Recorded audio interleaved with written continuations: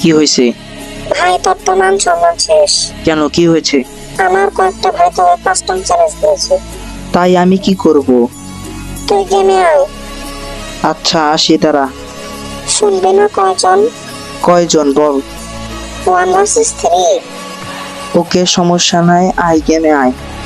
তো গাইস, তোমরা কিন্তু অলরেডি দেখেই ফেলেছো যে আমার বন্ধুর 3টা ভাই আমাকে কাস্টম চ্যালেঞ্জ দিয়েছে। তো তোমাদের কি মনে হয় আমরা কি কাস্টম ম্যাচটাকে উইন করতে পারবো?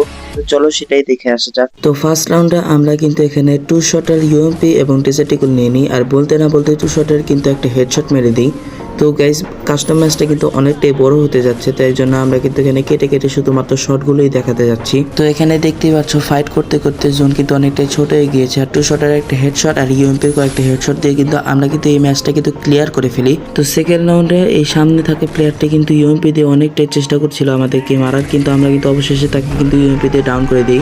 কিন্তু ভাই এর পরের শটটা, যে শটটা মারি, এটা দেখার জন্য আমি মোটেও প্রস্তুত ছিলাম না।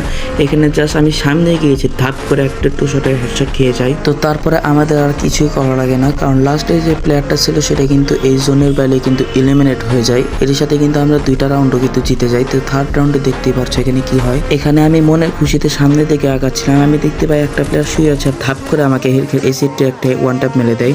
তো এভাবে করে আমাকে টানা 4টা রাউন্ড এসিটি 1 ট্যাপ মেরে দেয়। তো তারপরে দেখতে পাচ্ছ আমরা কিন্তু অনেকটা রাগ নিয়ে কিন্তু আমরা কিন্তু সামনে যাচ্ছিলাম। তো আমরা কিন্তু যেন তেন ভাবে কিন্তু আমরা এই রাউন্ডটাও কিন্তু এই থেকে মেরে কিন্তু রাউন্ডটা কিন্তু নিয়ে নিই। তো তারপরের রাউন্ডে একটা কাহিনী ঘটে, এখানে দেখতেই পাচ্ছ আমরা কিন্তু ডেজার্টিকল দিয়ে একটাকে ডাউন করে দিই, তারপরে কিন্তু আমরা 2 শটের দিয়ে কিন্তু আরেকটাকে ডাউন করে দিই। তারপরে এখানে দেখতে পাচ্ছ ফাইট করতে করতে আমাদের জোন কিন্তু অনেকটাই ছোট হয়ে গিয়েছিল। আমি আগের থেকে ওকে অনেকটাই ড্যামেজ দিয়ে দিয়েছিলাম, ভাবছিলাম রাউন্ডটা আমিই নেবো, কিন্তু দেখো ধাপ করে আমাকে এই সেটটা আরেকটা 1 ট্যাপ মেরে দেয়। কিন্তু গাইস এটা দেখো কি করে। লিটারালি গাইজ, আমার মাথা এই টাইমে এতটা পরিমাণের হিট হয়ে গিয়েছিল, আমি বুঝতেছিলাম না আমি কি করব এখন।